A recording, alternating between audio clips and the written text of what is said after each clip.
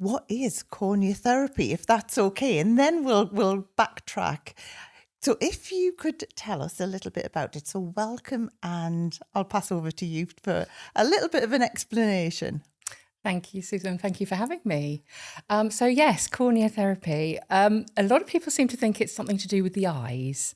It's not. It's actually to do with the skin, and it's the corneocytes that we're referring to in corneotherapy.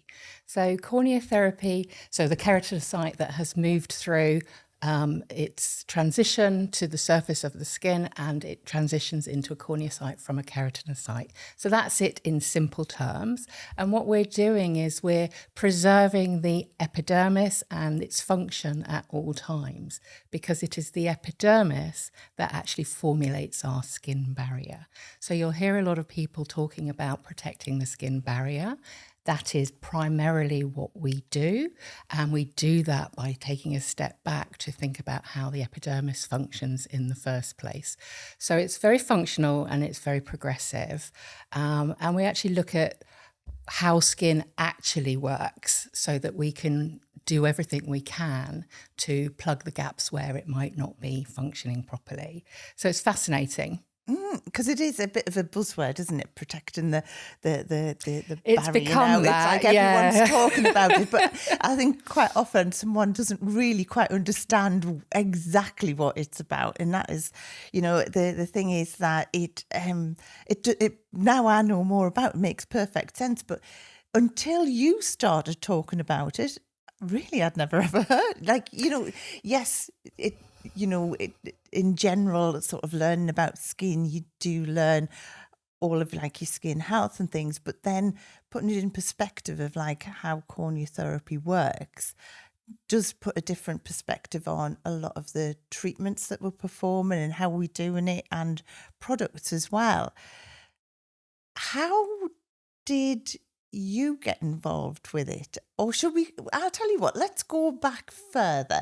Let's first of all go back to a little bit about your history of how you got into the industry and everything that. Okay, so I started back in the days of health farms. I'm a Champneys girl, Sodesco trained, and really was the white tights, the white uniform brigade. So I trained to be a beauty therapist. And what happened really back in the day is, you learn everything, which was fabulous. You had a taster of everything. And then as a beauty therapist, you performed everything from waxing to electrolysis, etc. So the amount of time we spent on the anatomy and the physiology of the skin and its function was actually quite limited. And the products that we had back then were quite limited as well. Obviously, over the years, 37 plus years in this industry now, everything's evolved.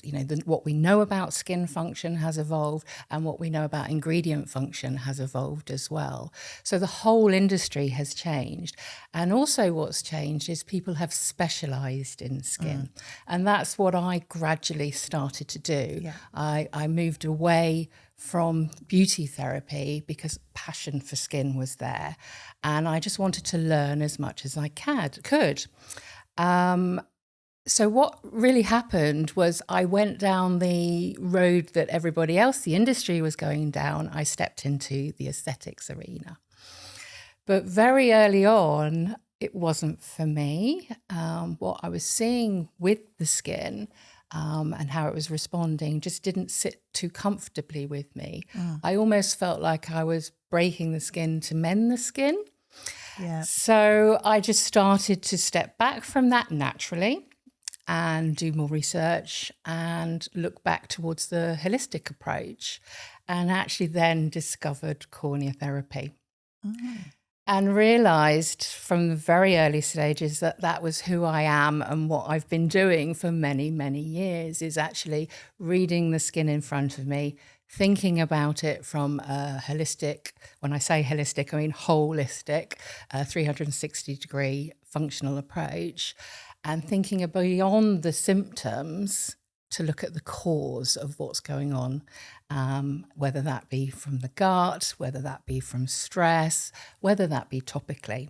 There's so many factors that can be affecting the skin. Yeah, because it is. I mean, it's like a 360 thing, isn't it? It really is. Like, you know, and I think treatments will only ever do so much. It has to be like that whole approach, and absolutely. And it now it does seem to be moving generally more towards that, and there's a lot more about gut health and wellness and everything, rather than just being like treatment focused kind of thing. Well, the thing is, if you don't solve the problem in the first place, you're never going to get on top of the symptoms.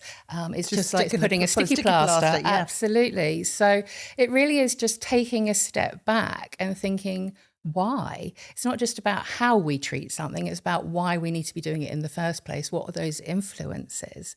So it opens up this whole can of worms to the sort of prescriptive world, really.